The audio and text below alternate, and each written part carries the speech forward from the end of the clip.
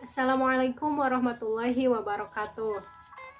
Halo anandaku semuanya, kelas 3 Al-Ghofar, Al-Goni, dan Al-Ghofur, apa kabarnya? Semoga dalam keadaan sehat walafiat serta dalam lindungan Allah Subhanahu wa taala. Alhamdulillahirobbilalamin, pada kesempatan kali ini bersama Bunda Winda kita akan belajar Al-Qur'an hadis. Nah, materi pembelajaran Al-Quran hadis kali ini yang akan kita pelajari yaitu lafdzul jalalah dan tamarbutoh. Siapa di sini yang sudah tahu apa itu lafdzul jalalah dan tamarbutoh? Ya, gak apa-apa kalau tidak tahu karena kali ini kita akan membahasnya bersama-sama. Oke, sudah siap? Before we are going to our lesson today, let's pray Basmalah together. Bismillahirrahmanirrahim.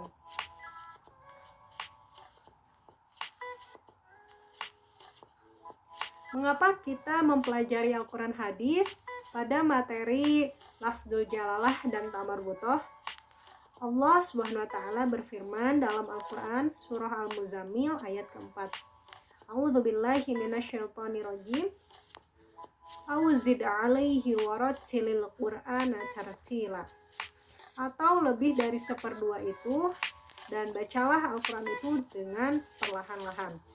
Membaca Al-Qur'an dengan perlahan-lahan yaitu maksudnya membaca sesuai dengan kaidah ilmu tajwidnya.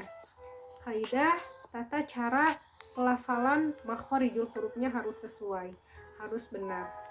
Cara membaca Al-Qur'annya harus dengan baik dan sesuai dengan tata kaidahnya. Nah, salah satunya yaitu cara membaca lafdzul jalalah dan tamarbutoh yang akan kita pelajari hari ini.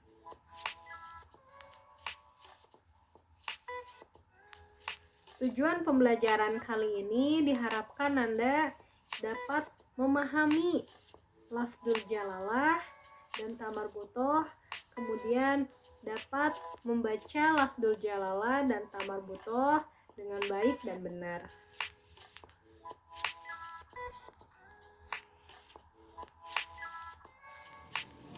Bismillahirrahmanirrahim. Di sini Bunda akan menjelaskan tentang lafdzul jalalah dan tamarbutoh. Siapa di sini yang sudah tahu lafdzul jalalah dan tamarbutoh? Oke, yang belum tahu tidak apa-apa. Di sini Bunda akan menjelaskannya ya. Yang pertama, Bunda akan menjelaskan tentang lafdzul jalalah. Lafdzul jalalah ini disebut juga dengan alif lam jalalah, yaitu hukum lam pada bacaan lafaz Allah. Nah, kenapa disebut dengan lam jalalah atau alif lam jalalah?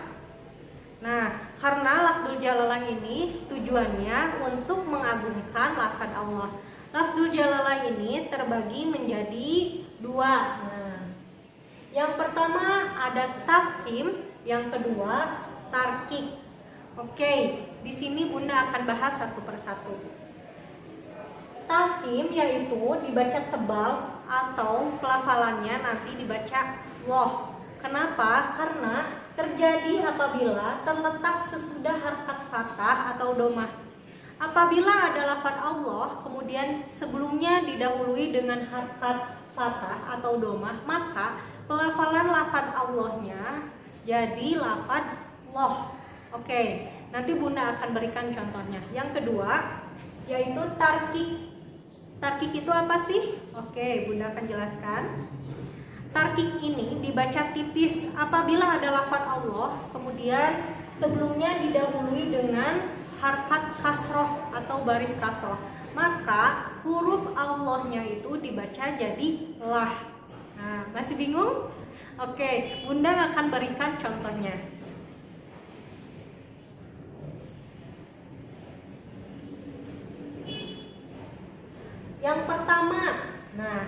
Yang pertama tarkik.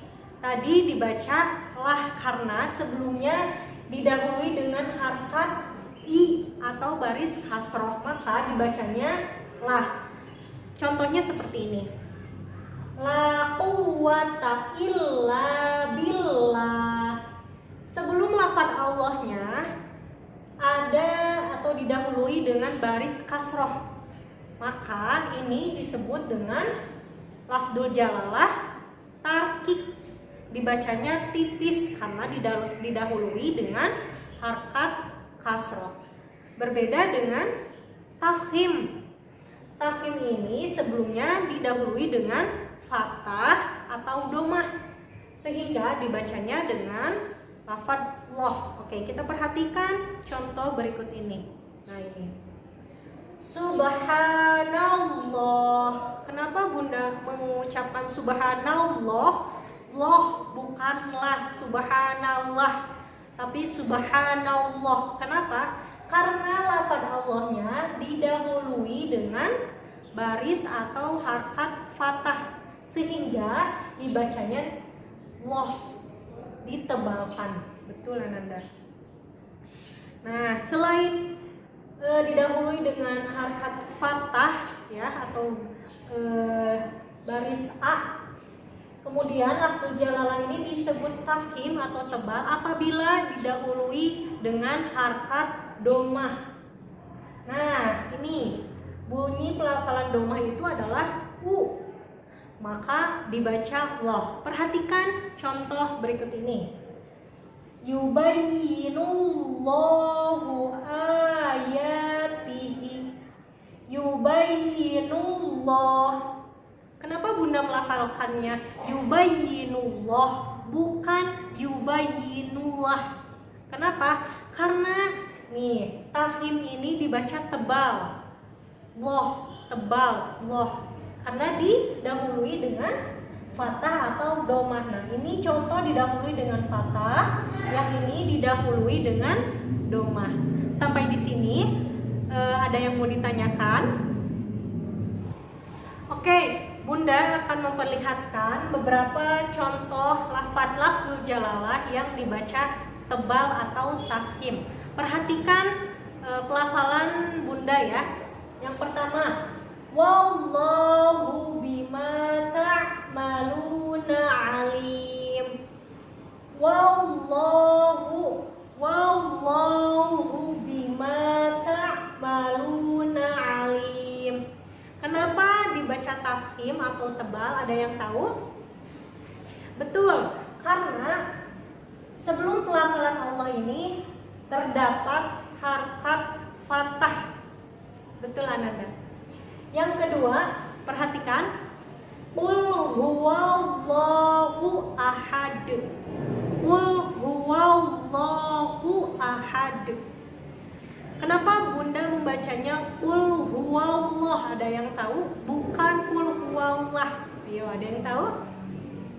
Betul, karena nih perhatikan lafaz Allahnya sebelumnya ada harkat fathah. Oke, selanjutnya tilka ayatullah. Tilka ayatullah. Kenapa Bunda membacanya dengan tafkhim atau tebal? Ada yang tahu alasannya? Betul, kenapa? Karena nih, perhatikan sebelum lafaz Allahnya terdapat harkat domah, sehingga dibacanya tebal. Good, Ananda yang bisa jawab ya. Selanjutnya, wallahu waliyul mu'minin. Wallahu waliyul mu'minin. Oke, ada yang tahu alasannya kenapa pelafalan ini dibaca tafkhim atau tebal? Oke, perhatikan. Betul, karena sebelum lafaz Allah ini ada harkat fathah. Oke, untuk Ananda, Bunda kasih 2 jempol yang bisa menjawab ya. Perhatikan contoh selanjutnya. Tilka hududullah. Tilka hududullah. Kenapa Bunda membacanya tilka hududullah? Kenapa dibaca Allah? Ada yang tahu? Perhatikan. Betul, karena sebelum lafaz Allahnya terdapat baris doma. Selanjutnya yubayyinullahu ayatihi. Yubayyinullahu ayatihi. Ada yang tahu kenapa Bunda membacanya yubayyinullah bukan yubayyinullah? Betul, karena ada harkat doma sebelum lafaz Allahnya. Oke, sampai di sini paham semua Ananda? Atau ada yang masih kurang paham? Boleh nanti ditanyakan kepada Bunda ya. Selanjutnya Bunda akan menjelaskan tentang tamarbutoh. Siapa di sini yang sudah tahu tamarbutoh? Nah, tamarbutoh adalah huruf ta yang berbentuk bulat yang berada di akhir kata biasanya. Tata cara membaca huruf ta marbutoh apabila diwakofkan atau diberhentikan di akhir kata, maka huruf ta marbutohnya itu berubah bunyinya seperti huruf H. Perhatikan contoh cara membaca ta marbutoh. Ini sebelum diwakofkan ya. Aniyatin. Nih, perhatikan ini adalah huruf ta marbutohnya. Bagaimana cara kita mewakofkan huruf ta marbutoh di akhir kalimat? Bunyinya berubah menjadi aniyah. Bukan aniyatin lagi ya. Karena ketika huruf ta marbutoh ada di akhir kalimat, kita akan wakofkan atau kita akan berhentikan, bunyinya berubah menjadi huruf H yang asalnya aniyatin berubah menjadi aniyah. Oke, sampai di sini paham? Selanjutnya nih, Bunda akan bacakan dulu sebelum diwakofkan ya. Nasatun, apabila kita wakofkan nasah. Ruznamatun, apabila kita wakofkan bunyinya jadi ruznamah. Yang ini al-qari'atu, apabila kita wakofkan al-qari'ah. Yang ini mal-qari'atu, apabila kita wakofkan mal-qari'ah. Selanjutnya fa'idahum bis-sahirati, apabila kita wakofkan fa'idahum bis-sahirah. Oke, sampai di sini Ananda sudah paham kan? Atau ada beberapa yang masih belum paham? Nanti boleh ditanyakan langsung kepada Bunda ya. Oke, sekarang perhatikan contoh ta marbutoh selanjutnya ya. Nah, Bunda akan bacakan sebelum diwakofkan. Inna hadhihi tadhkiratun. Ketika diwakofkan inna hadhihi tadhkirah. Selanjutnya tsumma amatahu fa'akbarahu. Apabila kita wakofkan tsumma amatahu fa'akbarah. Wa yursilu alaikum hafazatan. Apabila kita wakofkan wa yursilu alaikum hafazah. Selanjutnya khalaqal mauta wal hayata. Bagaimana cara mewakofkannya? Khalaqal mauta wal hayah. Nah, sampai situ saja. Fa idahum bis-sahirati. Nah, apabila kita wakofkan fa'idahum bis-sahirah. Selanjutnya fi 'aisyatir radiyatin. Apabila kita wakofkan fi 'aisyatir radiyah. Oke, sampai di sini Bunda akan tegaskan sekali lagi, apabila huruf ta marbutoh diwakofkan bunyinya berubah menjadi seperti huruf H. Sampai di sini sudah paham? Kesimpulan pembelajaran kita kali ini yaitu Yang pertama, kita telah mempelajari lafdzul jalalah. Lafdzul jalalah ini yaitu hukum bacaan lam dalam lafadz Allah di dalam Al-Quran. Tujuannya untuk mengagungkan nama Allah.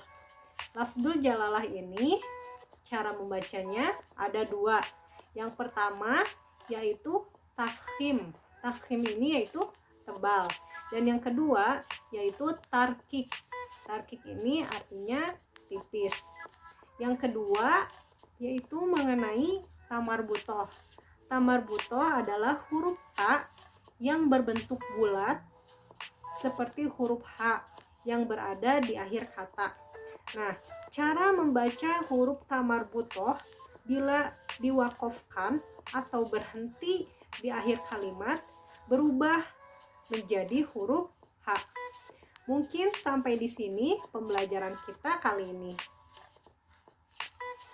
Thank you for good attention. Bunda ucapkan terima kasih banyak atas segala perhatian Ananda. Semoga kita dimudahkan untuk memahami pembelajaran kita kali ini. Okay, let's say hamdalah together. Alhamdulillahi Rabbil Alamin. Wassalamualaikum warahmatullahi wabarakatuh.